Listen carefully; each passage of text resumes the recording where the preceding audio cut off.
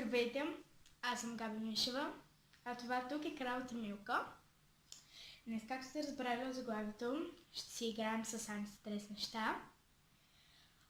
Общо заето, ако смятате, че тази поредица ви е интересна, можете да ми напишете долу в коментарите и да продължим да правим такива поредици. В момента съм си взела 3 антистрес неща и ако смятате, че това видео ще ви е интересно, просто продължавайте да гледате. Така, първите антистрес неща са ето тези две слаймчета. Така, едно жълто и едно лилаво. Имам и една чиника, която ще ми помага примерно да не нацапам масата. Просто като отворя слаймчетата ще се върна. Така, отворя ги. Ето. Мисля, че ще е по-добре да използвам чиника. Не знам, просто го причувствам. Ще си поиграя първо с жълтият, който е доста лепка. Оле, ужас. Трябва да му сложа нещо после, защото... не, всъщност се оправи. Добре, разтяга. Къса се. И се разтяга и се къса, откъде знам. Това ми е на лимон. Много е приятно.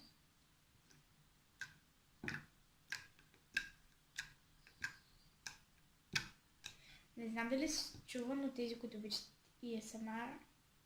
Добре, сега се разтягам. Добре, много ми харесва това слаймче. Къде е моя кутийката? Ето моя кутийката. Просто го прибирам и после ще си играя повече с него. Сега ето този слайм, който в момента има по-гонче, вижте. И е по-твърд. Но пък има частици буркат, не знам дали виждате. Виждате ли? Дано да виждате. И той първоначално се къса, но той е мега яки и той е налепка.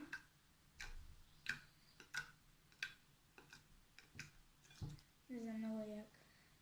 Той се къса повече, но и той мирише мега якото. Миришат на лимон, много са яки.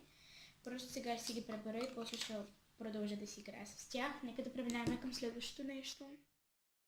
Следващото нещо е играчка, която докато се опитвах да изкарам от водата, скъсах малко, но няма нищо.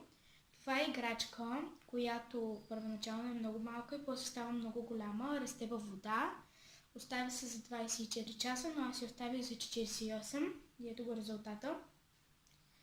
Тези, които са виждали такива играчки по-малки, ето вижте колко е голяма тази. Сега ще сложа в чинията, за да видите. Тази играчка е мега яката и жалко, че малко се скъса. Ето тук се скъса, вижте. Ето тук. Не мисля, че много се личи, но все пак. Нека да преминаваме към следващата играчка. Следващото нещо е пак играчка, която също се остава да расте във вода. Това са антистрес мини топченца, които са хиперяките. Те се оставят за 48 часа във вода и аз за толкова ги оставих.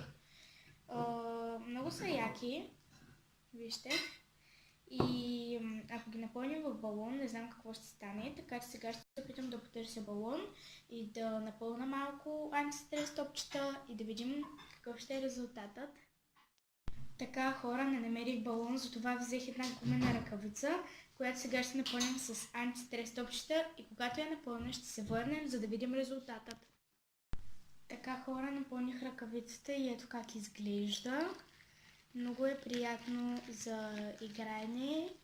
Общо заето, това беше клипът от мен. Ако клипът ви е харесал, дайте един лайк. Абонирайте се за канала ми по-долу, като натиснете камбанката, за да получавате известия за всяко мое ново видео.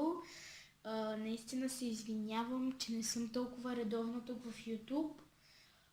Но ви обещавам, че от 15 юни нататъка ще снимам по-много, защото на 15 юни завършвам и през лятната ваканция ви обещавам, че ще снимам.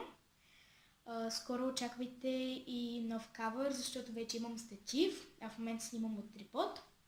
Както и да е, това не е кой знае колко ли от значение, но все пак ви казвам, стативът и триподът, които са купени, ще оставя линк долу в описанието, откъде са купени, за да може, ако и вие искате, да си ги поръчате. Мисля, че общо бяха 22 лева, не съм сигурна, вие ще си проверите цените. Поръчах ги от Instagram и ще оставя линк долу за страничката. Линк долу в описанието и за моят Instagram. И да, чао, до следващото ми видео.